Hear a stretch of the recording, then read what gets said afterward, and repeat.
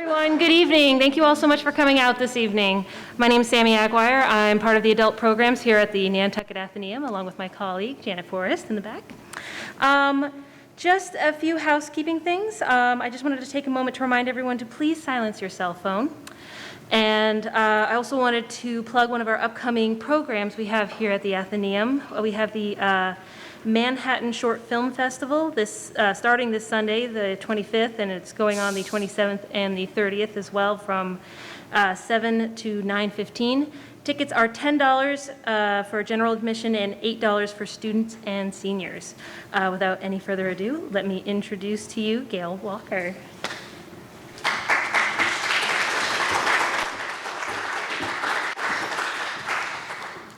Hello, everyone. Thank you so much for coming out tonight. I am the founder of Nantucket Lights, which, if you haven't heard, is a citizen advocacy group that is exclusively dedicated to combating light pollution on Nantucket and advocating for environmentally responsible outdoor lighting.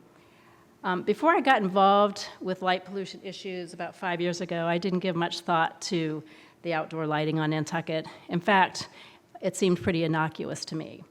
But as I learned more and started paying more attention, I realized that light pollution is in fact not innocuous, it's a big problem, and it's growing at an alarming rate here.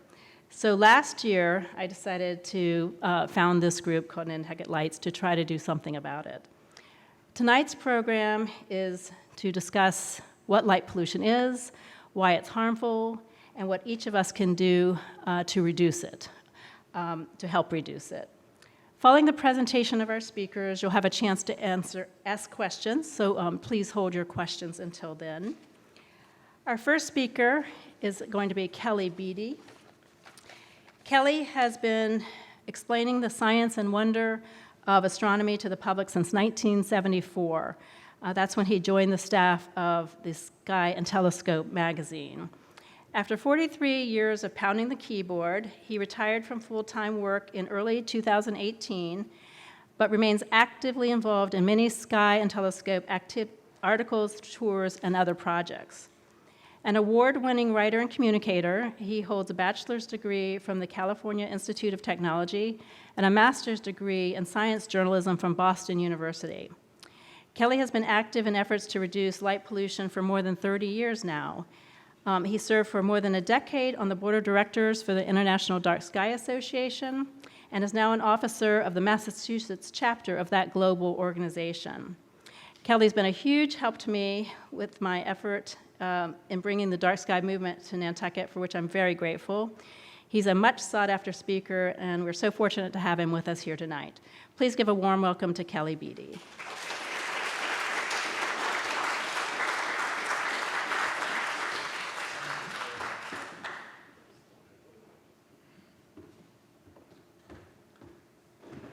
Okay, I'm going to do a little housekeeping here to arrange things.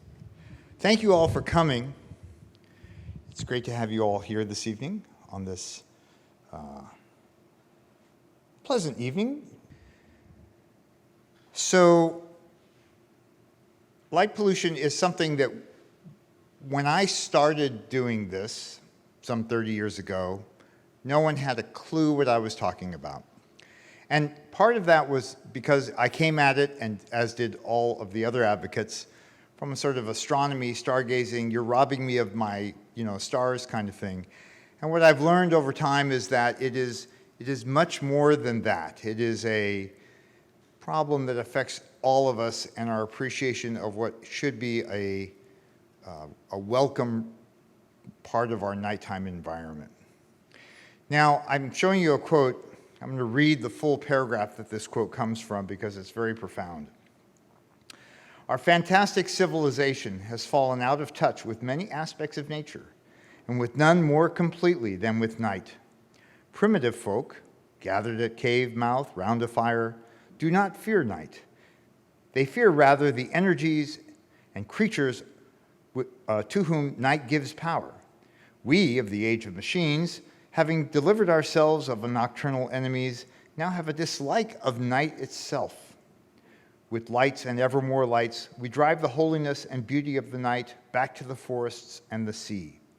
The little villages, the the crossroads even, will have none of it. Forests and are modern folk perhaps afraid of night? Do they fear that vast serenity, the mystery of infinite space, the austerity of stars? Having made themselves at home in a civilization obsessed with power, which explains its whole world in terms of energy, do they fear at night for their dull acquiescence and the pattern of their beliefs? Be the answer what it will, today's civilization is full of people who have not the slightest notion of the character or the poetry of night, who have never even seen night. Yet to live thus, to know only artificial light, is as absurd and evil as to know only artificial day. Now, I'd like to be able to claim that I wrote that. I didn't. And it might have been written at any time recently, but it wasn't. It was written almost a century ago by a writer named Henry Beston who spent a year on Cape Cod. And he wrote this as part of a New York article in 1928 called A Night on the Great Beach. This was near Nauset Beach on Cape Cod. And so let's use that as the foundation from where we're going. We're going to talk about light pollution, what it is, what it affects, and how to deal with it. Light pollution is generally just any illumination of the night by an artificial source. It can take many forms. It can be the glare from a harsh security light, or somebody's security light shining into your bedroom. We call that light trespass, or any disturbance of the nighttime environment. But at its core, we know that a lot of the light that we generate at night never touches the ground. It goes up into the sky, as we like to say, illuminating the bellies of birds and airplanes. And so that's our problem. Let me shape this for you a little bit better. Here's a typical period light fixture that you might see in Nantucket or in lots of places in the Northeast. And I want to point out to you the bright, let's see, will the cursor work? Right. Here in the middle, you can see the light bulb standing up inside a glass enclosure. When you turn that on at night, what you get is this, a very harsh, widespread cast of light. And I want to point out that it doesn't even do what its job. It doesn't even illuminate the ground directly under the light. So we subdivide this sort of sphere of light into 2 or 3 different categories. Uplight is pretty easy to explain. It's any light that is shining from the fixture above horizontal. Useful light is what falls on the ground in the immediate, what we call the target area, what you're trying to illuminate. And then there's this little slice just below horizontal, which has become very critical in this whole discussion, called the glare zone. We'll talk about glare a lot. Now, I'm sure you've all seen images of space, taken from space, of the Earth below, showing all of the cities aglitter with lights. And that is light that is heading straight up from the ground. And you might think that is the worst kind of light from the standpoint of creating light pollution. It is not.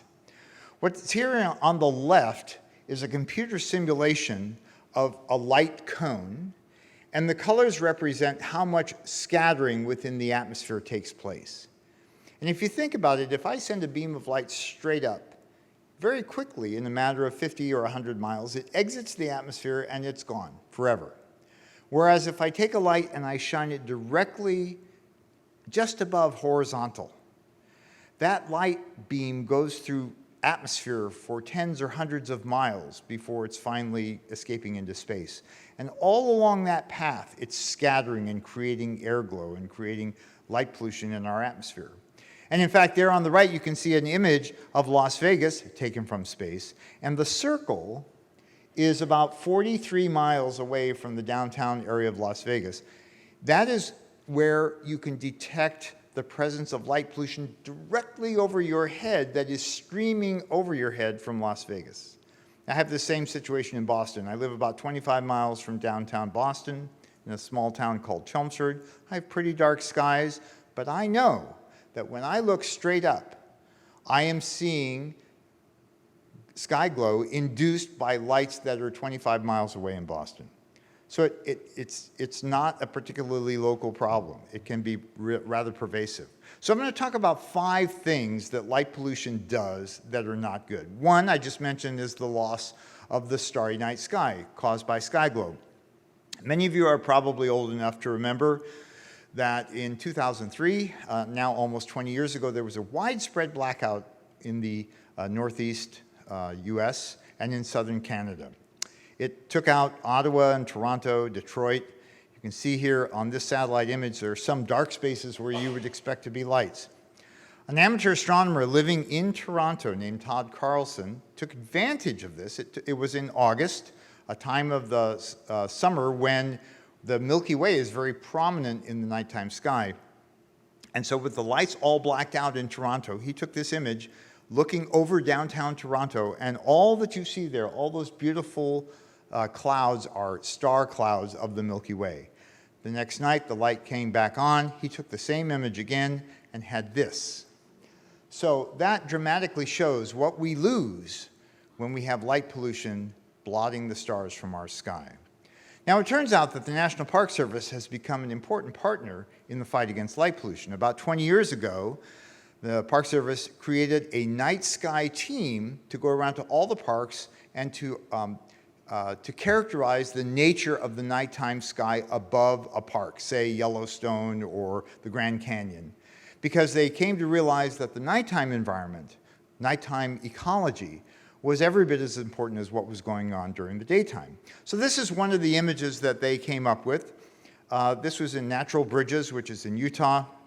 You can see the little map there at lower left. And on top is a panorama all around the horizon. And then the circle is an all-sky kind of fisheye view with directly above in the center. And it's color-coded, and you can see some purples and a little splash of blue. That blue here on the horizon is what we call a light dome from a distant town. But mostly what you see in this image is the glow of stars, the glow of the Milky Way.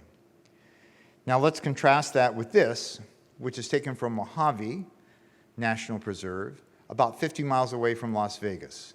The colors are much more stark, much more saturated. That's because there's much more light pollution here. And the big red blob on the horizon is in the direction of Las Vegas. Now, this is a color-coded map. They actually took images to create these maps, and this is the image that they took looking in the direction of Las Vegas. It's awful for me to look at this. It really is. It's so painful.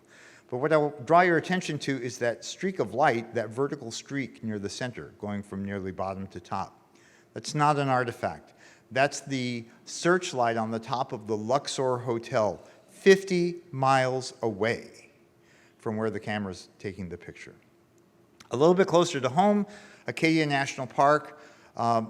It's an amazing place, Acadia. It's one of the 10 top visited national parks in the United States.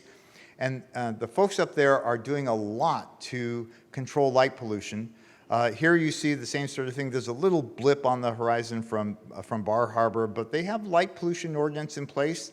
They're trying to get certified as a dark sky place through the International Dark Sky Association.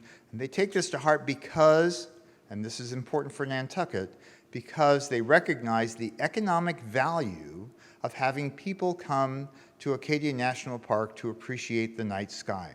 There's dollars represented there, tourist dollars. No shortage of tourists for sure here in Nantucket, but one of the considerations is, and I'll come back to this again and again, is the ambiance that you provide for people who come to visit you. Not to mention the ambiance that you yourselves get to enjoy after Labor Day, when most everyone else has gone.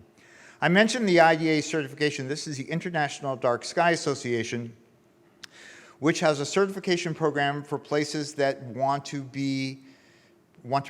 preserve the dark sky that they have or make what they have better. And there are a couple of hundred certified dark sky places worldwide now. You see the map here of what they are in the United States. There are different categories. The top 2 are reserve and sanctuary. Those are the holiest of holies from a dark sky point of view. And there are a couple of them up in Maine. You know, honestly, there's no reason that Nantucket couldn't be one too someday. So the second thing is the visual impairment that light pollution causes. We typically describe this as glare or trespass, and I need to give you a little physiology lesson here. During the day, our eyes have two kinds of receptors in them, and our eyes use what are called cones to record color in daytime vision. We have cones that are sensitive to red, green, and blue light, and together they give us our color vision and allow us to distinguish a red car from a green car from a gray car. And at night, however, our vision switches to rods, which you can see by this curve are much more sensitive at bluer and greener wavelengths. And this is a log scale here on the left, so rods are roughly 1,000 times more sensitive to light than the cones are. But this peak in the blue-green part of the spectrum is very important when it comes to seeing things at night. So because our rods are very sensitive, we think of this as our night vision, right? That's why we all ate carrots when we were kids, because Mom said it would give you, night vision. It's not really true, but anyway, it was good advice from Mom always. And here's what happens when you have a bright source of light, in this case, a security light, shining in your face when you're trying to see in the dark. Now, I know all of you have, from time to time, gotten acclimated to the dark, and you probably think that it's because your pupils dilate, and that's certainly part of it. That's the first response of the eyes to darkness, is that your pupils dilate. Sad to say, as you get older, your pupils don't dilate as much as they used to, which is why a lot of seniors have difficulty seeing in dim light. But the other thing that happens to your eye is that the retina secretes a compound called rhodopsin, sometimes known as visual purple, that kind of puts the retina on steroids and enhances its sensitivity and allows you to see even fainter. We amateur astronomers know that to become fully dark adapted takes 30, 40, 50 minutes, better part of an hour. The thing is, when you flash a bright light after having become adapted to the dark, that all comes crashing down. The rhodopsin gets bleached out of your retina. You have to start all over again. Your pupils close down. And so consequently, it's a challenge. You know this inherently because every time you've driven down a nice dark road and you're just driving along and somebody comes at you with their high beams on, your eyes have become partially dark adapted. Suddenly, you have this really harsh light in your face, especially with the newer ones that are rich in blue light. And remember that the rods are especially sensitive to blue-green light. It's very harsh, maybe even quasi-painful. But the consequence is that your pupils shut down and you can no longer see faintly as you were before. So with this light here in our field of view, we can't see that there's a boogeyman standing there inside the gate. Let me show you that again. Yeah, he's there, but you didn't notice him the first time, but you block the light and suddenly you can see him. I have a real-life example for you from right here in Nantucket, thanks to Gail, who pointed this out to me. This is the community school, and they had some really harsh, glary lights. You know, a camera records glare much as the same way that the eye sees it, which is, for those of you who do photography, if you've got a bright light source and the camera is doing automatic exposures, it's going to take a shorter exposure because it thinks it's got plenty of light. And the consequence is you can't see what's going on in the shadows of your field of view. Well, Gail approached the school department and got them, in this case, to just take the existing fixtures and turn them so that they're pointed down. This was just within the last year, and this was the result. What a dramatic difference. It cost nothing to affect that. You can see everything. You can see the doorways. You can see who's inside. It's such a better solution. So that's what glare can do. And I want to come back to this again and again. One of the reasons that people have so many lights on their properties or businesses or homes is they think it's improving their safety. Often what it's doing, and I'll show you some examples, is just creating glare that makes it just the opposite, difficult to see things. In fact, I was speaking to one of the board members for Nantucket Lights earlier, who has been driving his boat, and he came in. There's a new building or something at the dock area with glary lights that make it difficult for him to navigate the waterways to find his slip. So maybe I'll mention that afterward in the questions. Number 3 on my list of 5 is environmental consequences. This is huge. There are now, I think the statistic I heard was last year, there were 1,400 research articles published about the consequences to the nocturnal environment, either plants or animals, fish, what have you, due to artificial sources of light at night. And no wonder, because roughly 80% of all species, all mammals anyway, are nocturnal. And so when we inject our light into their world, it disrupts them. But I'm going to talk about a few cases, but I could talk about this all night. Let's talk about fireflies, which we all love. This is not a faked picture. This is from Tennessee. The stars are above, and the stars below the tree line are fireflies. It's really just a great picture. You know a little bit about fireflies. The males give off this periodic flashing to attract females, and they need darkness to do that. And they can tell each other's species apart from the pattern of the flashes and the way they're flying through the sky. And that's fine. And they have these distinctive patterns. Here I'm represented by 3 dashes. Well, can you imagine how difficult it would be for a firefly to find a mate if this is what the background environment looked like? Yeah, the yellow dots are still there, so is my title, but against the background, that firefly has no chance of finding a mate. And that's what researchers are finding as well. This is from about 7 years ago. This is in Brazil. It's a college campus. You see it here from the air. And at night, there's a very bright stadium light that is often on. And so the researchers took a look at the firefly populations in the wooded area there to the lower right. And what they found was that, as the graph shows from 3 different locations, when the lights are off, the number of flashing fireflies that they found was far higher, sometimes 5 or more times higher than when those stadium lights were on. It depressed the firefly activity, even as that far right-hand curve in the bar graph shows there, from more than 200 feet away from the light source. So it is a problem, certainly for fireflies, also for nocturnal pollinators. That is, not all pollination takes place during the daytime. Some of it happens at night. And what research has shown is that when there's artificial light illuminating a pollination area, the bugs don't come. They won't pollinate. There's a drop in that. And more broadly, you can look this up. I didn't invent this term. There's something called the insect apocalypse. And that is that in the last 50 years, we have lost 3/4 of all insects worldwide for lots of reasons. Pesticide use, habitat encroachment, but also light pollution. And in fact, some estimates suggest that up to 1/3 of insects that are attracted to artificial lights at night die before morning because of exhaustion or predation.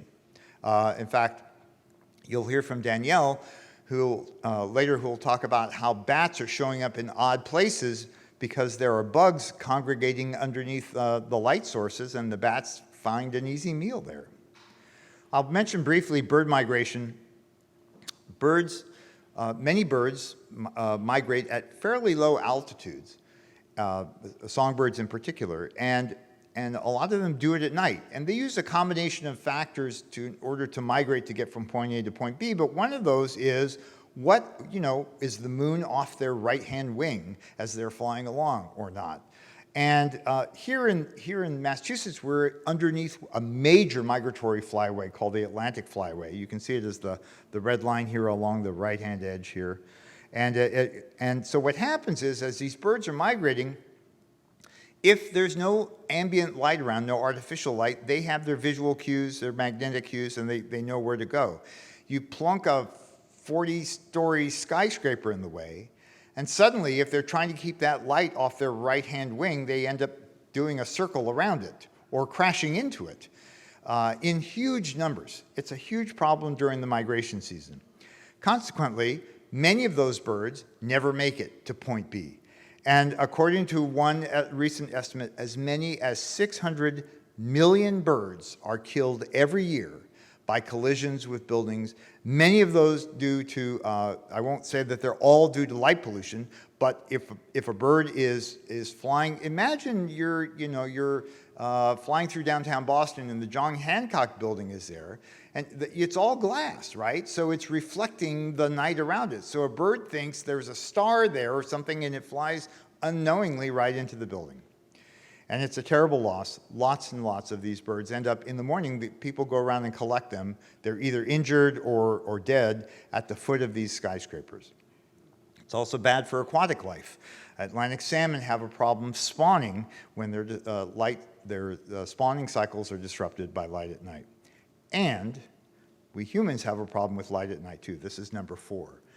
So about 20 years ago, researchers discovered that there's a little sensor, light sensor, kind of like an on-off switch in your retina, in your eye, that has nothing to do with vision. It's connected to the pineal gland in your brain, which is what produces melatonin for you at night when it's dark. And so what happens is, during the daytime, the little sensor says, it's too bright, don't make melatonin. But as soon as it gets dark, you don't even have to be asleep.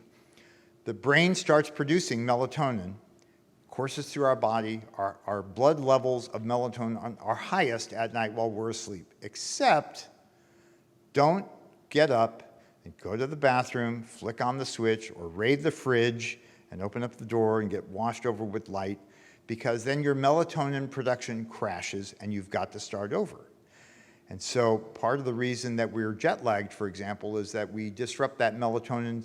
Our circadian cycle depends, the melatonin production depends on the circadian cycle in order to produce the melatonin that we go with. So it hasn't been all that long ago that researchers discovered a connection between disrupted circadian cycle and poor human health, specifically the increase in incidence of breast cancers in women and prostate cancer in men. And we didn't do tests on people, but we tested lab rats, they did, and found that if you kept these animals, introduced a tumor into them, and then kept them in daylight all the time, the tumor growth was rapid. If you kept them in darkness and the melatonin built up in their blood as well, the tumor growth was very slow. And so consequently, circadian disruption due to shift work, like if you're an emergency room nurse or you're working the graveyard shift at a factory, is probably carcinogenic to you. It increases your risk of cancer. The American Medical Association has weighed in on this as well. Potentially harmful effects due to disability glare and sleep disturbance. Number 5, energy waste. I think this is one we can easily all relate to. Here's one of those classic pictures of the Earth taken from space at night, showing the distribution of lights around the globe. Here's the United States through a new satellite that is exquisitely able to trace light sources that are faint. And a lot of the territory here is very familiar. The East Coast, Long Island's awash, Florida, it's just a wasteland down there. And as I was looking at this, I said, what the heck is this? Well, it's not a wasteland, but it's a wasteland of light, okay? I know Florida is near and dear to a lot of people, not me personally, but my in-laws have property in Florida. They invite us to visit. I don't go. But I want to call your attention to this really bright spot up here where there is no business being there's no city up there. This is in North Dakota. Anybody want to guess what this is? Oil fields, fracking going on. It has basically destroyed the night sky in roughly a third of North Dakota. There's another big spot of it down here in West Texas. These are all fracking fields down here, oil fields. So we've grown used to seeing these pictures of Earth from space, and this is one taken by an acquaintance of mine, a friend of mine, from the International Space Station of downtown Boston. And I bring this to your attention because I want you to notice the threads that radiate out from the city.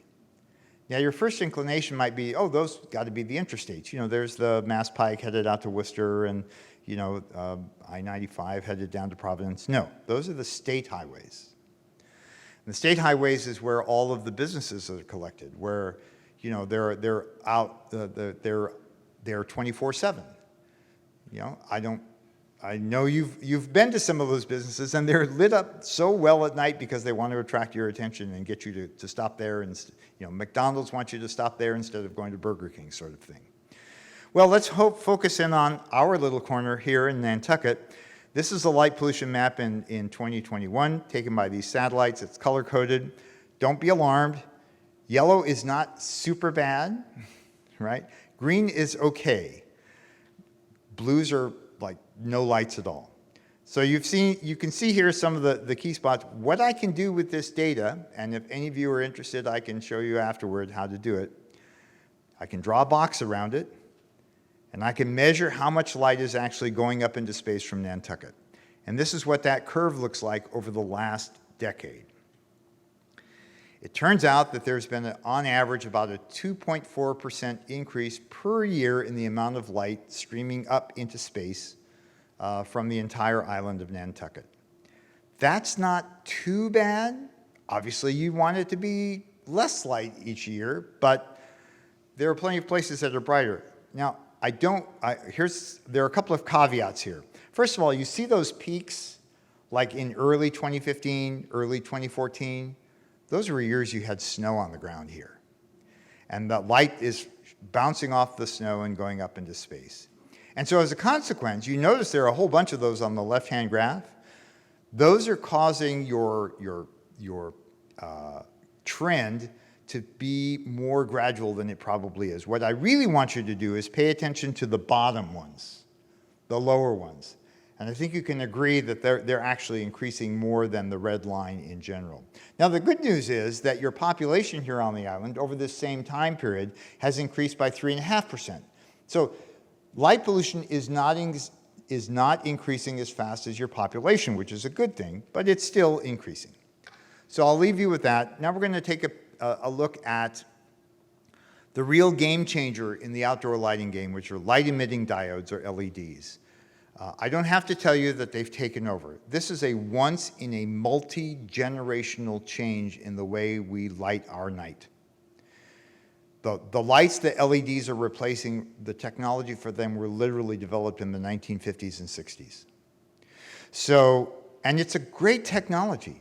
It's super energy efficient. It can do things that old bulbs just couldn't. You can turn them on and off as many times as you want. There's no ballast to go out. You can dim them. You can make them change color. You know, it's great. And so, but with that has come a realization that LEDs put out a lot more blue light than their predecessors do. And the main takeaway, one of them that I want you to go home with tonight, is that blue light at night is bad for everything. It creates more sky glow. It disrupts more insects and nocturnal behavior. It disrupts our circadian cycles, the melatonin production. And it also is more wasteful because our eyes don't need all that blue light. Our eyes are perfectly sensitive. One of the ways that lighting designers characterize the color, the spectral content of a light bulb is with something called color temperature. So there's another take home for you. The higher the number, and the K is for Kelvin, so it's a temperature. The higher that number, the bluer the light. That's it simply. The higher the number, the bluer the light. And you can see there a scale. And you say, well, why should I care about this? Next time you go to a store and buy a light bulb, look at the label, which you might do anyway, but look carefully. It still has all the information you used to have, how many watts it uses, how many lumens it produces, how long it's supposed to last. But now it also has a color temperature scale. And so this CCT, or color temperature, you can buy, and what we used to think of as like cool white, warm white, we now have a number that we can affix to it. And so in the lighting game, our options for color temperatures in lighting has grown dramatically. I want you to never again buy a light bulb of any kind that has a color temperature higher than 3,000 Kelvin. Anything below that is great. It's warm. It's like the lights in the room here. They're what people prefer in terms of ambiance. It's what we have here in downtown Nantucket on Main Street. The kinds of lights that we have are a warm color temperature. So I want to get back to this. You remember this from earlier. Our rods are very sensitive to blue light. This is what LEDs are replacing typically, what we call high pressure sodium. That's that peachy colored light that's still here in what you have on Main Street here in Nantucket. It's very easy on the eye, and it's a spectrum that's rich in red, yellow, and orange hues. You see there's very little blue there. What will eventually replace them are LEDs that have varying amounts of blue light, and I'm showing you here two spectra for 3,000 and 5,000. You can see that really tall blue spike there for the 5,000 Kelvin. This is the damage. This is the blue light that a 5,000 Kelvin LED can inject in the environment. You see how much lower it is at 3,000. Why is that important? Because that curve, that 5,000 Kelvin curve that you see right there on the right, is replicated here by the heavy black line. The thin black line, shifted over here, this one right here that peaks here, this is your daytime color sensitivity, what your eyes are sensitive to at night. The dashed line is that little sensor that's triggering your melatonin production. Its peak sensitivity is right where LEDs put out the most blue light. That's why in the Beatty household, we don't have any blue lights at night. We have little red Christmas tree lights that, when we need to get up, that's what we use. Much better.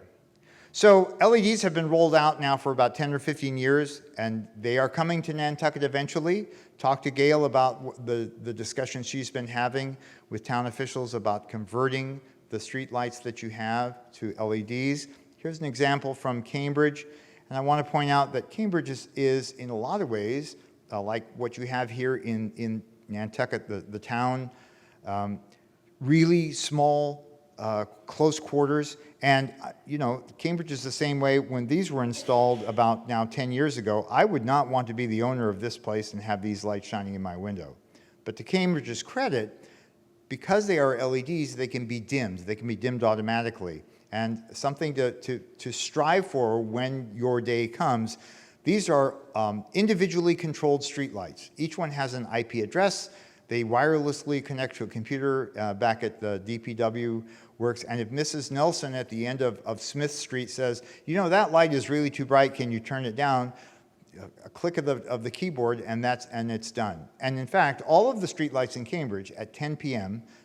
are shifted to half power to give a more ambient, to let people sleep.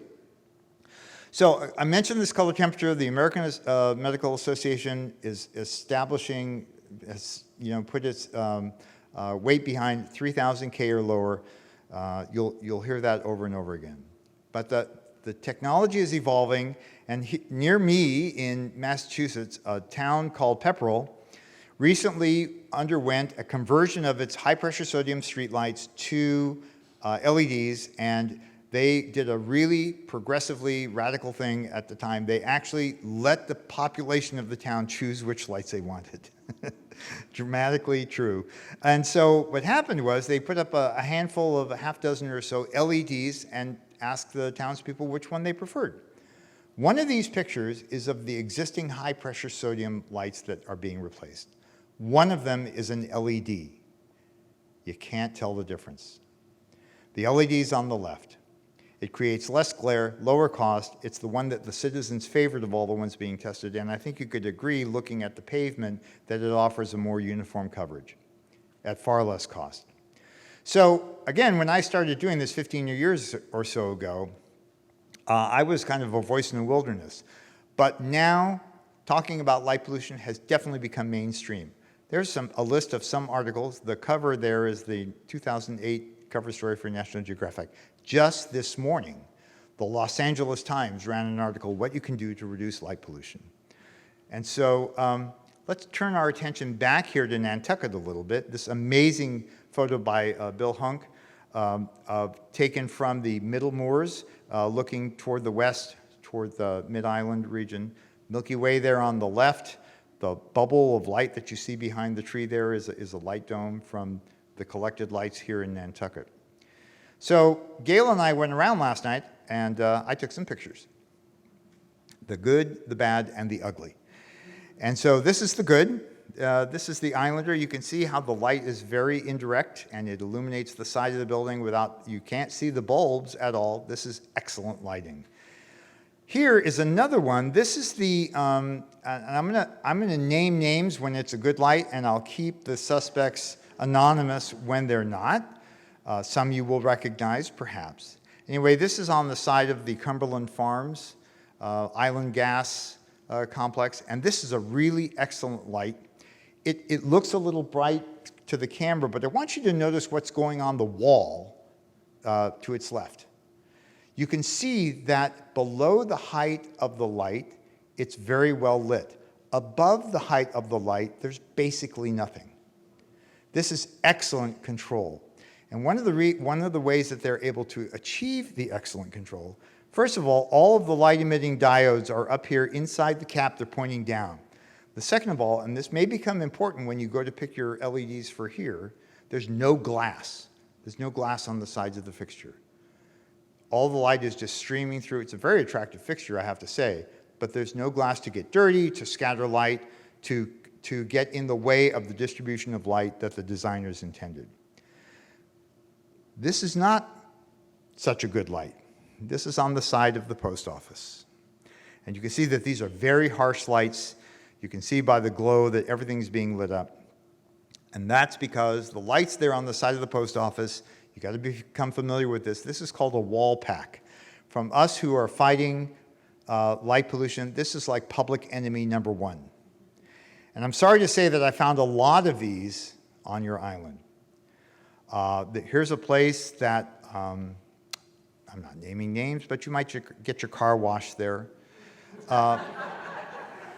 That, according to Gail, was just installed within the last year or so, did you say? Let's just sidestep for the fact that this is not allowed by the ordinance that you have here, the bylaw that you have here in town. This is just plain ugly. And I want you to notice all of the dark, deep shadows in the cars in the foreground. What they're trying to do here, behind me when I'm taking this picture, is a row of vacuum cleaners. And they're trying to use these lights on the side of the building 50, 75 feet away to illuminate the vacuum cleaner at the end of the road. It's just not very effective. Now, this is a place that's familiar to all of you. This is the Stop and Shop parking lot. And when I was first anticipating seeing this place, I was very worried. But actually, the light is not bad. They use a light fixture that's an LED. It's designed to mimic a classic gas light. There's a kind of faux chimney on the inside there that gets illuminated. And I want you to notice that the illumination is pretty even. It's a warm color temperature. And although this picture would lead you to believe that there's a lot of glare, actually there's not, because the sides of the light are frosted. There's glass here. So that sort of softens the light. The one issue I would have with Stop and Shop is that, when does Stop and Shop close? 9 o'clock, 10 o'clock, 9 o'clock maybe? The lights are on all night. The lights are on in the parking lot all night. I don't know what what the point is of protecting all that valuable asphalt that's out in the parking lot. I can understand lighting up the entrances to the buildings, keeping the interiors safe, the walkways and so forth. Yes, there are probably people working overnight, restocking shelves and stuff. You can keep a section of the parking lot, but the entire parking lot, not justifiable. And then one of my last examples here, on the commercial side, this is this beautiful example of the school lighting at the community school. It's the exception and not the rule. I want to say that island-wide, one of the areas that I was most sad to see was the lighting in the school complex. The lights have a lot of glare. They have a high color temperature, probably 4,000 Kelvin, lots of blue light there. They're on all night. And, you know, Gail and I are kind of powerless to change that. I hope that someday, you know, I don't know who did the design for all the school's lighting, but they weren't paying attention, as you'll see. Let's talk about residences for a little bit. You have this odd-shaped light that is sort of all over the place here, kind of like an onion. And, you know, it's a glass globe. There's no getting around it. This is part of who you are, these light fixtures, these onion globes. Now, I have to say we saw a lot of them on our little tour last night. Some are better than others. It's very hard to control the light. There's no question, because the light wants to go everywhere. One of the best examples was this one here on the right, which was on the front of the Erica Wilson store on Main Street. You can, one of the things that I found interesting is that it has a sort of long, it's an LED, it has this sort of long light that you used to see like in a podium or in a fish tank, not common. The thing you want to do here, and we'll get to this in a second, is you want to just make sure that it's not harshly bright like these lights. This is a house that we found just driving around. And there's just a lot wrong with the lighting here, not to mention the fact that it was late at night. There doesn't appear to be anybody home. The lights are so bright from this one in particular. You can see how much light is on the side of the building and on the chimney. That's just light that's wasted. That's light that's creating sky glow. That's light that's disrupting your nocturnal environment. Here's another one. I won't tell you where this is. Maybe you know. This was installed not that long ago, totally in violation of the bylaw, totally in violation of common sense. Here's another. These have become very popular, these Bistro Lights. And again, this is a situation where these are left on pretty much all night, every night. And I call your attention to all the harsh shadows, because as I'm looking at these lights, I'm not seeing what's going on here on this side of the hedge or who's hiding behind these cars ready to jump out and beat me up. Not that anybody would do that here on the great island of Nantucket. I mean, you're not Florida after all. So let's get down to what you can do. About 2 years ago, 2.5 years ago, the IDA, the International Dark Sky Association, and the Illuminating Engineering Society, the umbrella organization of lighting professionals, the organization that sets the lighting standards nationwide for how much light goes on a freeway or in a parking lot or so forth, got together and came up with these 5 principles for responsible outdoor lighting. Let's tick through them. First of all, the light should have a purpose. Don't just have it on because you're not paying enough on your electric bill. I don't know. It should have, it should be targeted, it should be directed where you want it to be, the target area. It should be no brighter than is necessary. And it should be used only when it's useful. After you close and lock the doors of your business, keep beyond your security lights, and then the parking lot lights should go dark. And I need to say, I am not here to say no lights. I love no lights. But in a 24/7 society, it's not practical. We need lighting at night for safety and security. But there's a way to do it right, and often it's not done right. Not necessarily because somebody intentionally put in bad lights, they just didn't know. It's a matter of education. This is where I hope you will become the feedstock for an island-wide enlightenment, if you will, no pun intended, of what good and bad lighting is. I guarantee you that when you leave here tonight, as you drive around, you'll say, oh, that's a good light. Oh, Kelly said that's a bad light. And you'll have a knowledge that you maybe didn't have when you came in. Finally, color temperature, because of the blue light component. And in fact, interestingly, just this morning, I got this in my mailbox. This is this came out from the Illuminating Engineering Society. It was a reminder, not to me, but to all of its members, that these 5 principles should guide our industry to be more socially and environmentally responsible. I was really thrilled by that. So this is what we're after. We need to shield the lights. We need to make them warm so there's no blue light. We need to cut their intensity, and we need to have them on only when they are needed. So, what can you do when you leave here tonight? Let's start with turning them off if they're not needed. Pretty commonsensical, but do you believe how many people don't even think to do that? They leave. So let's talk about security lights for just 1 second. If you have security lights that illuminate your backyard all night, every night, what are you accomplishing? Because all you're doing is showing the bad guys what you've got in your backyard. And unless you're in the habit of staying up all night looking out your bedroom window, over your backyard to see what's going on, all you're doing is advertising. Instead, as we'll get to, there's a better way to do it. So those external lights should be shielded so that they're not causing trespass on your neighbor's yard. If lights were sprinkler systems, right, and you had a sprinkler that was casting light all over the neighborhood, it wouldn't be very long before somebody came in and talked you out of doing that and got you under control there. So let's shield those eternal lights. Let's make them dimmable so that if you don't need them at full strength, they don't have to be full strength, or they can be cut back in time, as a street light could be. Use warm color temperatures. We've covered that plenty. Use low output bulbs. Use only the amount of light that you need. One of the temptations of LEDs is that they're so energy efficient. You used to have a 60-watt light bulb, incandescent light bulb on your porch. You can replace that with a 7-watt LED and get the same amount of light. Well, heck, if I can get the same amount of light with 7 watts, let me put in 15. I'm still saving electricity and I get so much more light. That is not the approach you want to take. And then finally, especially for security lighting, timers and motion detectors are very, very smart things to do.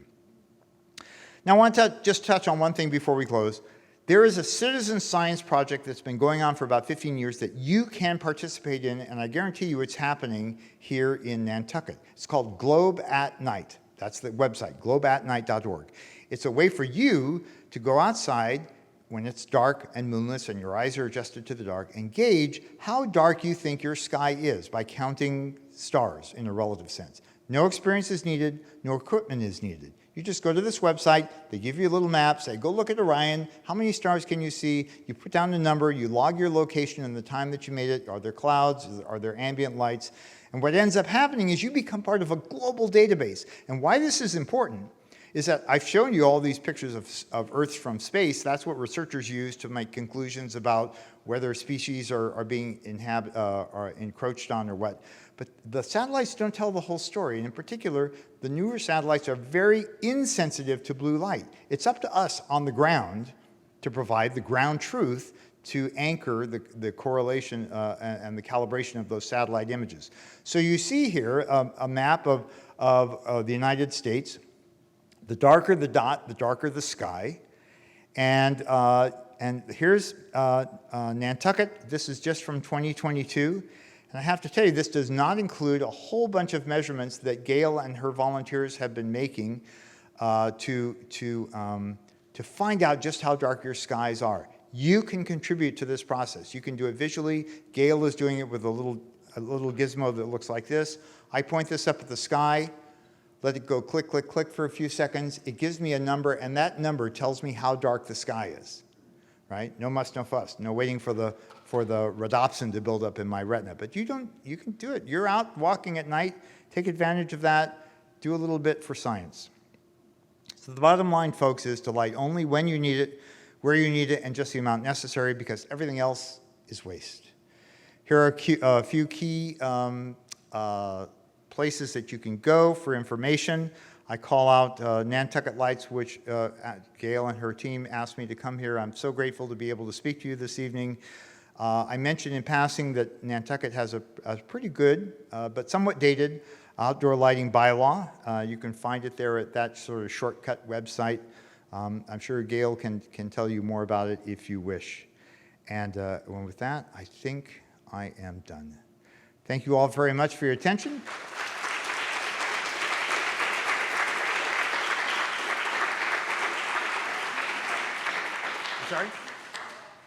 I'm sorry? Yeah, I can shut mine off, sure.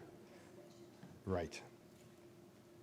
Let's do that, because I need to save that recording I made.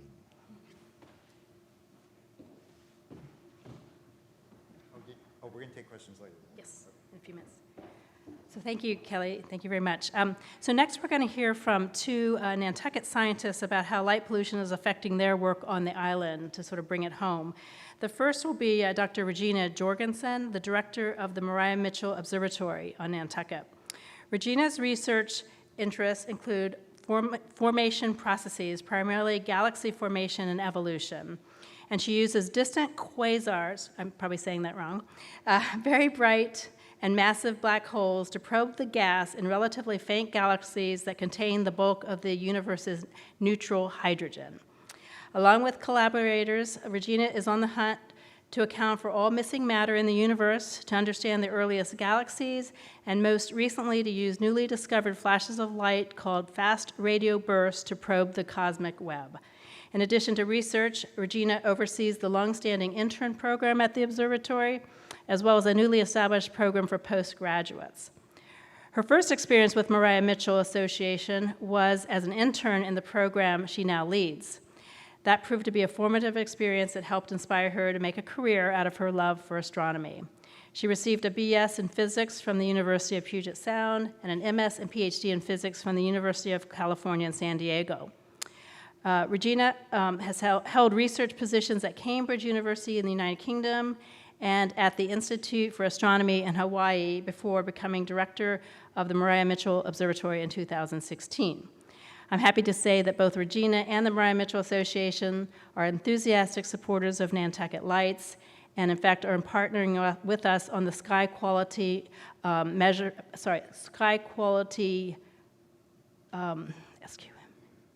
sky quality meter program. Thank you, Kelly, that we launched earlier this year that Kelly mentioned. So Regina, please welcome Dr. Regina Jorgenson to the stage.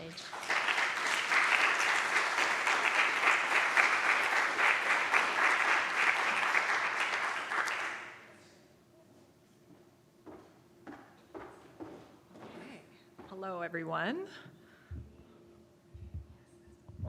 Okay. I'm really happy to be here. Thank you, by the way, Kelly, for that excellent talk. It was absolutely fantastic, and thank you, Gail, for organizing tonight's event and really spearheading Nantucket Lights. As you mentioned, I'm involved with Nantucket Lights, and the Maria Mitchell Association is as well. I'm, of course, the astronomer, but the Maria Mitchell Association includes all sorts of different scientific interests, not just the sky, but the land and sea. And as Kelly mentioned, light pollution affects not just astronomers, but of course, all kinds of marine life and life on the land as well. And at Maria Mitchell, we're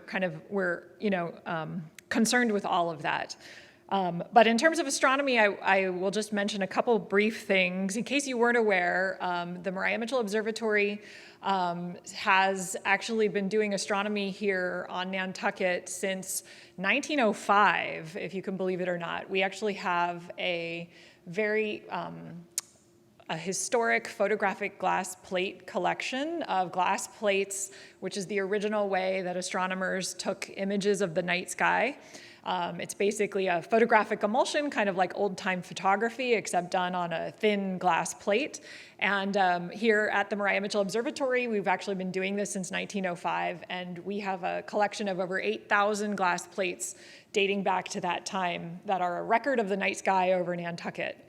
When I was actually a student here at Maria Mitchell Association, a while ago, when I first started as an astronomer, I actually did my own research project here using the glass plates and looking back at historical records of some stars that were changing in brightness, and I looked back at the glass plates and measured how those brightnesses changed over time. And I should say the brightness is of the star, not of the night sky in that case. So we were counting on the fact that the night sky was not changing in brightness.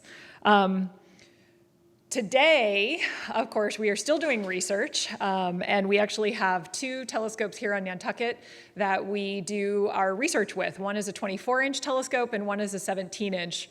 The 24-inch is out at Loynes Observatory, which I hope lots of you have been out to for our open nights. And then we have a 17-inch telescope located on Vestal Street. And both of these telescopes we use for our research. The primary purpose of a lot of those research projects is for our internship program and for the students who come here to learn about astronomy and train in order to develop their professional careers as scientists. So over the past sort of decade or so, we've had multiple research projects using our telescopes here that have gone on to be published in scientific papers and poster presentations. And, all of this, all the while we are training sort of the next generation of STEM professionals. And I should say I just threw out a word, STEM, which is an acronym for science, technology, engineering, and mathematics. And of course, light pollution would limit what we can do. Light pollution does limit what we can see in the night sky. Of course, and this may be an obvious fact, but the lighter the sky is, the more difficult it becomes to actually see faint things in the sky. And so it really limits what you can actually observe. So that is what we're fighting, as astronomers. But I'll say the other thing that we do, of course, in Iea Mitchell Association, we believe very strongly in outreach and education, so public outreach and education. By the way, I'll just put in a little bit of a plug. We're going to have an open night. We're actually moved it to tomorrow night because Thursday the weather does not look great. So we will have an open night up at Loins tomorrow night, 8 o'clock. Please drop by if you're interested. And we show the public, the night sky. We do a constellation tour. We will look through the telescopes and talk about what you're seeing and what we can see. And I have to say, actually, on a positive note, this past summer was pretty great weather. We're of course limited, when it's raining and cloudy, we can't see the sky. But we actually had very good weather this past summer and many, many clear nights. And so I actually had to explain the Milky Way many times to our visitors, which was we saw this in a really nice picture that Kelly just showed. And I don't think I've ever explained it that many times as this past summer. So the weather was great. We had fantastic dark skies, and we were able to show the Milky Way to a lot of our visitors who are seeing it for the first time because they've come from cities or locations with lots of light pollution where they just aren't able to see the Milky Way at night. And they come to Nantucket, they come out, to maybe our open night, and they're seeing something that they've never seen, which is the Milky Way and the night sky. So that is a very valuable resource, I think, that we have here on Nantucket. And it's really one of the, I think, in my mind anyways, one of the main resources that I think we're all fighting to protect. As you mentioned, it's something that we have here that we should protect, not only for, of course, everyone who's living here, but for any of the tourism and the visitors. And one of the efforts that we're trying to do that's been alluded to is to become a dark sky designated place through the International Dark Sky Association, and we can talk about that more later. In terms of the effects that I've seen since when I started here as a student and being up at Loins now, there are individual lights that can crop up every once in a while that tend to be problematic. I definitely notice a difference looking towards town. And then, specifically sort of the hospital and the schools, those tend to be, have a lot more light, I think, than they used to in my experience. And then, of course, looking towards the Cape and Boston as we look north from here. You can see this sky glow for sure that Kelly was mentioning. I think that was all. I had a note also to mention a sort of separate topic, which are the satellite constellations, but I'll maybe leave that for questions if people want to ask about that, which is another sort of danger of the night sky. And I'll leave that for Q&A. I'll just stop there. And I just want to thank everybody for coming. And it's really nice to see such great interest.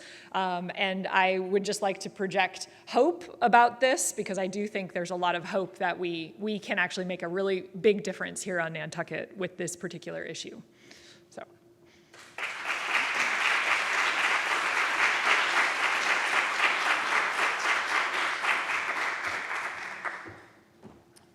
Thanks so much, Regina, and we really appreciate your support. Our next and last speaker will be Danielle O'Dell. Danielle is a wildlife research ecologist with the Nantucket Conservation Foundation. She received her Master of Science in Wildlife Ecology from the University of Arizona. The ecological research that she conducts for NCF is focused on the conservation and protection of rare and endangered species, restoration of critical habitat, and ecologically sound land management. In her 15 years working for NCF, Danielle has studied much of Nantucket's wildlife. Her current research is focused on studying the population and disease ecology of the endangered northern long-eared bat. Danielle also sits on the Nantucket Light Steering Committee like Regina and has helped in so many ways. Please welcome Danielle O'Dell.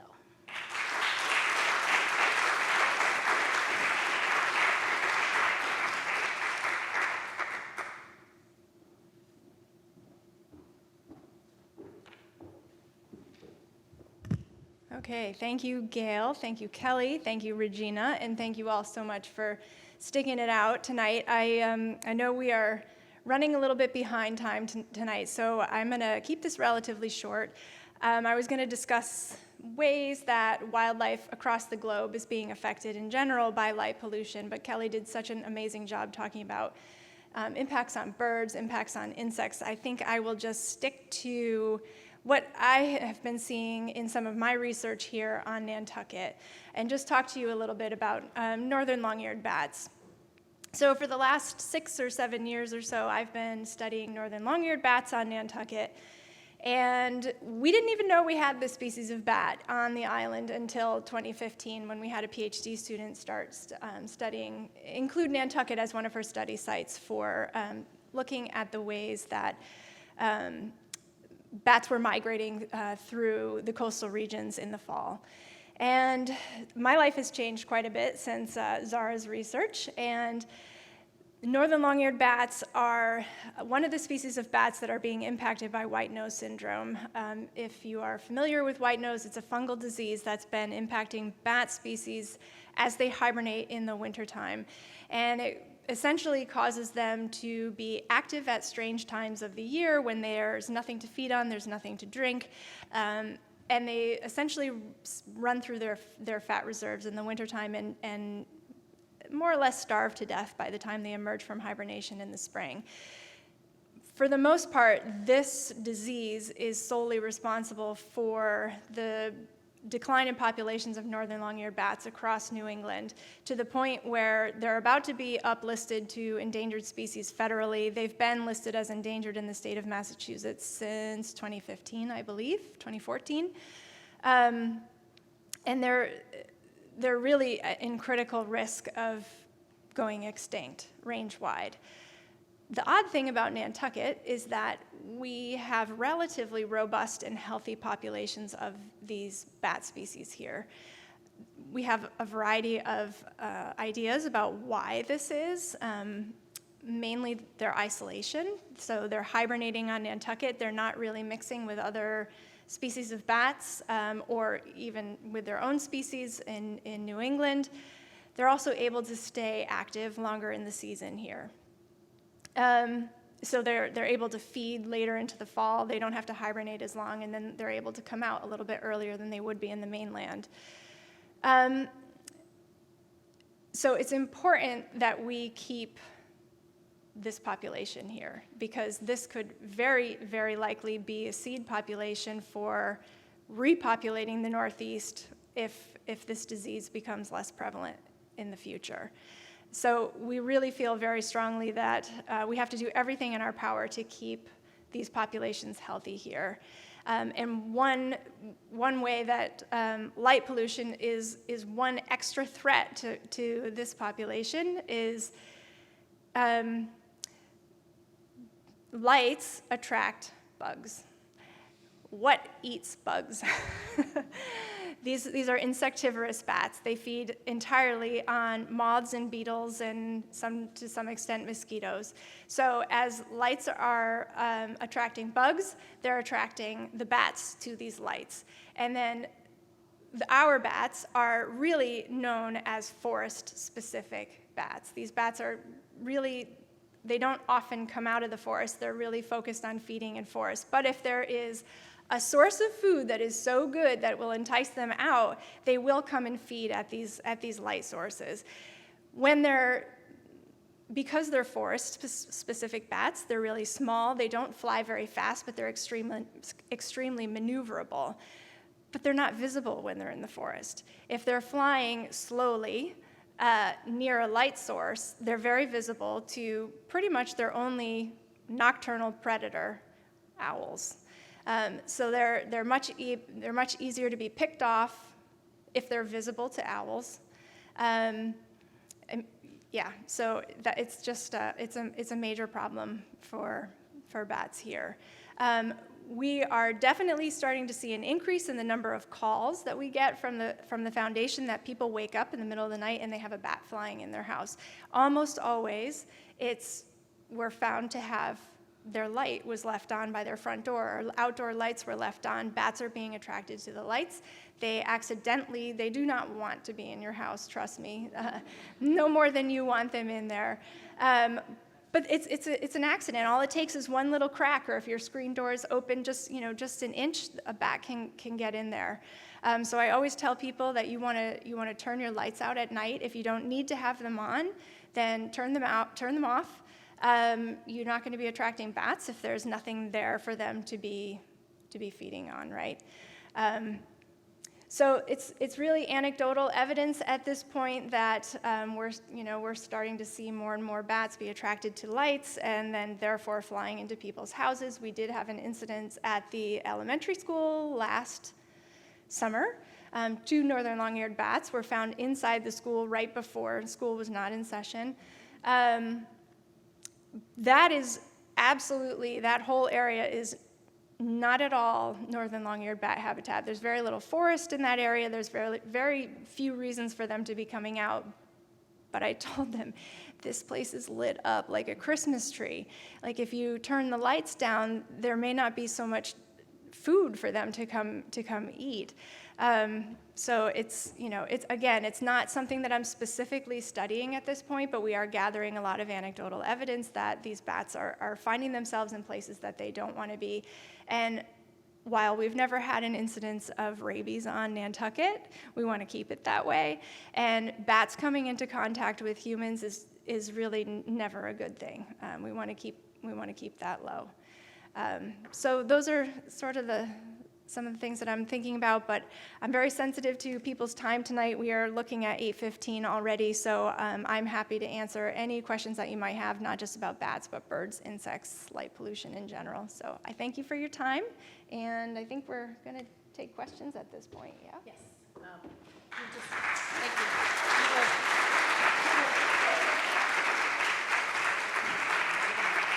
So we're going to ask Regina to come back on stage and Kelly to come back on stage, and we are going to take your questions now. Because this is being recorded, I would ask that anybody who have questions come up to one of the 2 microphones that have been set up here at the front of the room. Otherwise, your question won't be captured. So while we're waiting for the first questions, I've thought of some myself for you guys. Please, come to the microphone. My question is for the 2 local experts. I'm interested in the politics of light pollution. You're obviously both very concerned about this for different but related reasons. And I'm curious to know if you have, prior to the formation of Nantucket Lights, which I have to confess was started by my wife.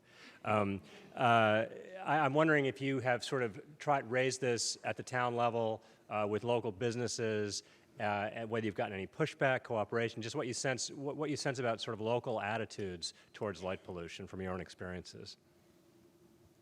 Yeah, I can take it from the astronomy side. There's a couple different levels right around the observatory. When there's offensive lights that get cropped up, we've usually talked to the individual property owner or whatever and tried to resolve things that way. And more or less, people have been pretty amenable to changes. In the bigger picture, it's a little hard because I feel like some years ago, 20 years ago or so, the bylaws, it was kind of a big deal. People talked about it, and then it sort of fell off a little bit. And in at least in my experience, in people's consciousness and whatnot, and so. I would say there wasn't really that much that was even happening, and so there wasn't a lot of pushback because there wasn't really much happening. And it's really been, actually thanks to Gail and all of her great efforts, that now this is kind of becoming a topic again that people are starting to think about and talk about. Yeah, I would just add to that, in my personal experience, we do have a lighting enforcement officer on Nantucket. My kind of current pet peeve has been the uplighting of landscape all night long, which I just find the silliest thing in the world. The uplighting of scrub oak is just ridiculous. And So I've taken it upon myself, whenever I see these instances happening, I email the lighting enforcement officer, and then I never hear back, and then I email him again and ask if he received my email, and I never hear back. So we only have one, and it just is frustrating, I guess. If the one person whose job it is to do is unresponsive, I don't know what to do about that. Well, let me speak to that a little bit, because I have proposed some things to the town related to that. In defense of the lighting enforcement officer, he's also the zoning enforcement officer, which consumes a lot of his time. I think it's unrealistic to expect one person to be the enforcement of both. So I have really been encouraging the town manager to appoint somebody else to be the lighting enforcement officer who can devote more time to it. So that's one thing. I've also encouraged them to do more than just wait for complaints. Right now, enforcement is called complaint-based enforcement. So the lighting enforcement officer, if he chooses to do anything, doesn't do anything until a complaint is made. So I've suggested they be a little more proactive and like have patrol, the person who's assigned to this go out and do patrols at least once a month to look for blatant violations. And then third, I'm working with them to create an online way to submit complaints, because right now you have to know the lighting enforcement officer's email address, track it down and submit it that way. And I've proposed maybe a different way, like a portal, the way that DPW service complaints are made. And so it's a little more automated so that he's prompted, or she, if a woman is appointed to the position, is prompted to do something at a certain time, and you get automatic notification. And if he doesn't or she doesn't do anything, then it goes to the supervisor.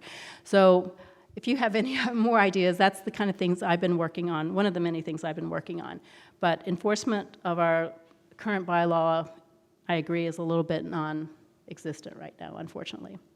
I saw somebody else had a question. Oh, there you are. Yeah, hi.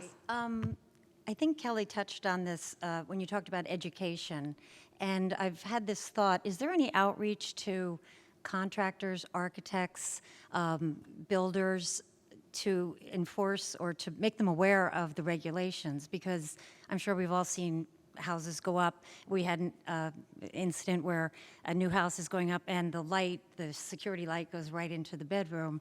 And, we went down and nicely said to the neighbors, and they sort of just dismissed it. But I think maybe the builders and the contracts and the architects, if there could be some sort of a seminar to get them all educated on the bylaws, just a thought. That is definitely in the plans. It's on my long to-do list. We actually, but before I go down that road, one of the things I want to do is update the bylaw.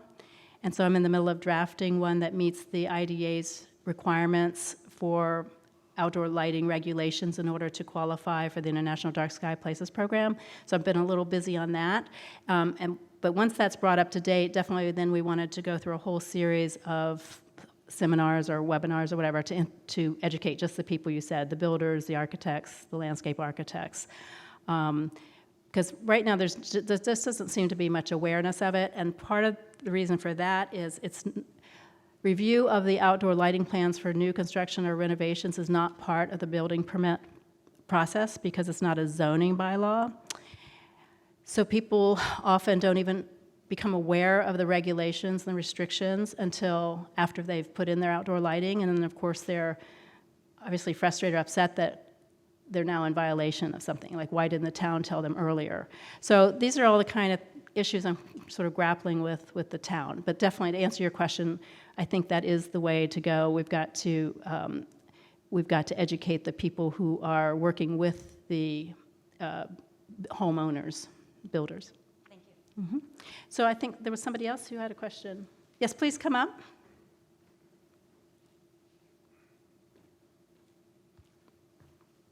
I first want to thank you all for this presentation. I'm so delighted that I was able to come this evening.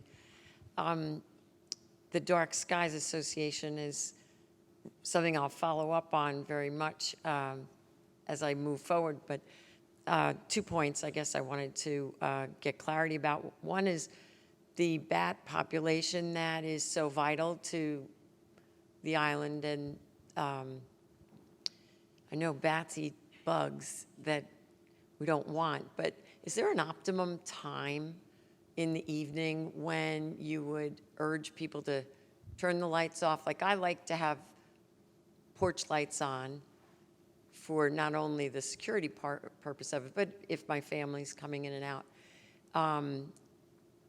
But I'm definitely guilty of leaving them on later, perhaps, than necessary. So is there any aspect of behavior for the time that's best to get your lights off, an hour after dusk or something like that?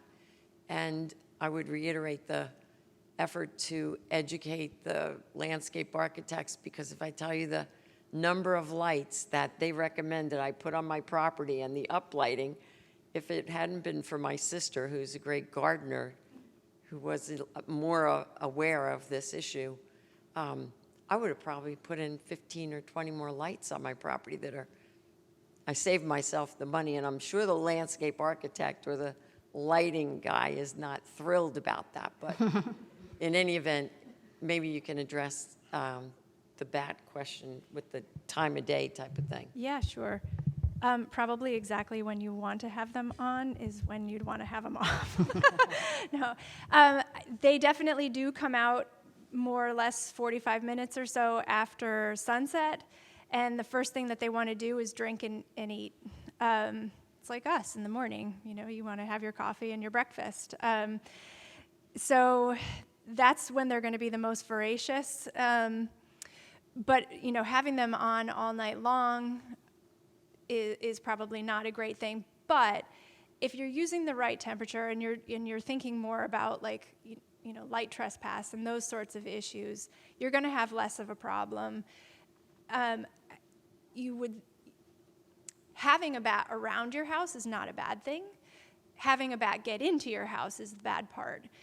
So I think the point I was just trying to make more was that it's a nuisance for homeowners to have a bat coming into their house. So I would suggest to you as a homeowner is using lights when you need them, turning them off when you don't need them, and then just making sure that your windows and doors are secure so that there isn't a way for a bat to get into your house. When I am thinking more about like, is it bad for bats? I'm thinking more about like really bright street lights, really, really lit up areas like, for instance, the school or the stores that will be dangerous for bats. So like your one porch light isn't going to be so bad, but when the whole sky is lit up and the bats are flying around trying to catch insects, that makes them much more vulnerable to predation. So I would be much more concerned about major areas that are lit up versus a homeowner. I just worry about you as the homeowner coming into contact with a bat. Kelly had something to add. So bats are attracted to insects, and insects are attracted to lights if the lights have a lot of blue in them. Some of you are old enough to remember when we had porch lights. They were yellow. They didn't attract bugs. LEDs can still do that. So if you want to have a light on your porch, then I encourage you to get the warmest color temperature you can get your hands on. Maybe even an old-style yellow incandescent bulb. Therefore, that doesn't solve the school problem, but at least you won't be attracting bugs to your porch and therefore bats to your bugs. So 2200 Kelvin is what the IDA now recommends for most applications for environmental reasons. So if you can find 2200 Kelvin, that's going to be the yellow amber. That's what we recommend, but definitely no higher than 3000 Kelvin. But Kelly, I wanted to ask you, one of the questions that occurred to me when you were talking, when you talk about dim as possible, what's the lowest, what's a good lumen output level, would you say?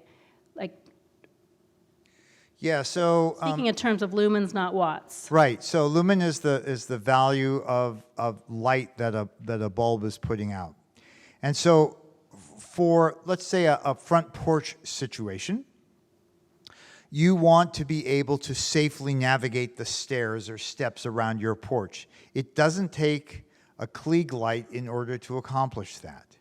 If you're trying to light up your whole driveway with your porch light, that's just wrong from the get-go, and a lot of people try to do that. So I would say most of us are probably using far stronger lights around the doorways of our homes than are necessary. Now, that's not to say you can't have a light that is your sort of go-to light, like you need to go out into the backyard or something like that. I have it on my house. It's a switch. When I want to like light up my garden to like protect it from raccoons or something like that, I can flip a switch, a spotlight comes on, and it really floods my backyard. But it's only on for 5 minutes, I turn it off, and it's done. And so I think one of the keys here is to know when you need, how low you can make it work to have a sustained light that's, say, on a timer from, you know, dusk until 10 p.m. or something like that, versus a light that you need really for a special situation. Mm-hmm. Well, the current bylaw says that anything 600 lumens or less is exempt from all regulation, including uplighting regulation. So that might give you a benchmark too. 600 lumens is pretty low. I think that's what we put on our front porch, and it's totally sufficient, but it's low. So if you could get 600 lumen, 2200 Kelvin, I would say that would be a great Yeah, bulb. and 600 lumens is like, think 40-watt incandescent bulb. It's about a 6 or 7 watt LED. As a guide for you, at our home, we have a big porch with steps, and we haven't converted them to LEDs yet, but I have the lights that are in my 2 porch lights are 25 watts. Yeah, that's what That's we all. use too. Yeah. So I think you had a question? Please come.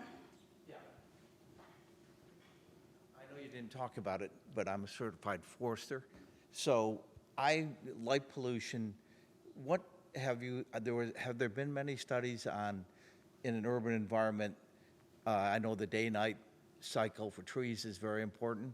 Has there been much research on the longevity, what light pollution is doing to urban trees? Let's say there's sycamore trees all along, Main Street. Has there been many studies in an urban area of what light pollution, what effect it has on the longevity of some of the trees in an urban area? I don't know the answer to that. Here's what I do know, is that trees that are near streetlights that are on dusk to dawn all night tend to not shed their leaves because they think it's now I don't know what that has to do with their longevity. It's certainly if a tree is designed to like shed its leaves, and if it's spring comes and it's still got all the leaves from last year, probably not a good thing. If you'll leave either me or Gail with your email address, I will try to find out for you. Okay. So I'll read all 1,400 of those articles that were published last year. No, I'm sure something has been studied I know about there's this. more research being done all the time Right. because, in an urban environment, they're really trying to find. Let me try to find the answer for you on that. Okay, thank you. Please come. And we've got 2 microphones, so if somebody you else have can find another question, if you want to go to the other microphone, you can tag team on us. Thank you so much for doing this. This is something that's so necessary. We've been coming to Nantucket for so long, and then we bought a house. And I noticed right away that there was so much more lighting and people leaving their lights on all night long. But anyway, thank you. What I want to know is, what is it going to take to become one of those designated areas? So we actually held a public forum just on that question, where we had somebody from the headquarters of Iea come explain it, and it was an hour long, so I won't try to sum it up. But there's a link to it on our website. So if you come up to me afterwards, I'll show you how to get to there. In brief. Oh, go ahead. I'm sorry. I was going to say. The most important thing that we have to do is revise our bylaw to meet their criteria. The town has to make some changes to their lights to be more dark sky compliant, and then the town has to work with us, be a partner with us in some of the educational events, awareness events. Yeah, as there I more? saw, you saw on that map, there are like 6 different categories. First thing is you need to demonstrate that you have a really dark environment, which you do. You should just treasure this. And the second thing is you need to demonstrate that you have the wherewithal to keep it that way. Those are the two criteria. And there are these different categories. The one that we're going for is the International Dark Sky Community category, because we do have a lot of lighting, a lot more lighting, obviously, than a park or a reserve or a sanctuary, but it's totally doable. And we've already started the process, but the biggest challenge is going to be getting the bylaw passed, just because of the way bylaws are adopted here. So I'm drafting one now and hope to have it ready for a vote at the annual town meeting next year. There are right now, only about 200 entities worldwide with these certified dark sky designations. I don't know if you saw from my map, there's only 2 in New England. They're both in Maine. Why can't there be one here? If we succeed, we would be the first international dark sky community, that particular category, east of the Mississippi, I believe is what we were told. So I just feel like if anybody can do it, we can, because we're out here 30 miles out. I mean, we are relatively dark. We are a tight-knit community. I just really think we can do it, or I wouldn't be putting all the time into this. Other questions? Please. In keeping with our energy conservation theme, I just wanted to remind everybody that we're trying to avoid putting a third cable into the mainland, which is going to be prohibitively expensive. And if anybody hasn't done it yet, I suggest doing a mass save audit. They're great, and the program keeps evolving, but it's a great entree into LED bulbs and whatnot. And if anybody has any questions, Lauren Sinatra, our energy coordinator, is really great. She does a great job, so Thank you for food that. for thought. Thank you for mentioning that. And Lauren Sinatra is somebody we've been working closely with. She is a dark sky advocate. She's the main contact I have for the LED streetlight decision, and she's on a working group. And they really, I think, they want to do the right thing in terms of LED streetlights. It's just logistically hard for them for complicated reasons. I think I'm going to have a public forum just about that. But Lauren's great, and yes, she can help you with the Mass Save program. I was wondering if it would be possible to, since you already have your bylaw description, give them out with building applications. Yes, so the Planning and Land Use Services Office we keep that brochure that you're holding in your hand there. They do give them out. But I mean like required to be given out with a building application, or the landscapers need to be. Right. The people they're asking, from what I'm hearing, they're asking the landscapers to uplight their, plantings, and they should be made aware that there are bylaws, and they're quite expensive if they were enforced. The fine.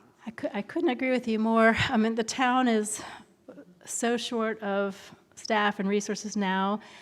I looked into the cost of us as our citizen advocacy group sending one to every landscaper, architect, and so forth, and it gets kind of expensive. So I'll make a little pitch for financial But donations. I'm not even saying send it. I'm saying give it out when they apply. So as part of the application. I think they actually are doing that. I mean, there's nothing in the bylaw that says they have to, but plus the Planning Land Use Services is very supportive of this effort and is doing that. So, okay. And one other suggestion, how about those little lights really low, like to line driveways and stairs and entrances, as a suggestion? mm-hmm. To have them or not to have them? To have them. The little teeny one, you know what I'm talking about, right? Right. They're low to the ground, you could. Well, I've seen a lot of examples on that And already. I see more. And I hope it's because of our efforts and education of it. But I've also seen the solar-powered ones that have light going up, and that's not good. No, we need capped. Definitely needs to be capped. They need capped. Yes, thank you. You know, as Danielle pointed out, the bat population here was only discovered 7 years ago. And the bat population is especially sensitive to uplight. So I think a Save the Bat campaign Save the is bat. needed. Sorry, I'm looking at the time. Yes, we're told we have just time for one more question. My name is Danielle. I'm visiting from New Jersey. I've been coming Welcome. here every year since 1988, so thank you for the paper for this. This is wonderful. my frustration in my town, and I don't see it here, is the proliferation of the neon signs. Every store has open flashing, they're not open anymore. Every store has the strips of the LED around the windows. Tax people have the moving signs. And I can't get the code official, they're all against the law, by the way. I can't get the code official to enforce it either, so you're not alone. I also enjoy that when I come here, I get to use a flashlight, because it's Yes. so dark here, and that I can see the stars. So as a visitor, thank you. It's a much better place to visit than New Jersey, because we have New York City lighting up our sky. So I appreciate it, and we're all equally as frustrated in other states. Thank you. Thank you. All righty.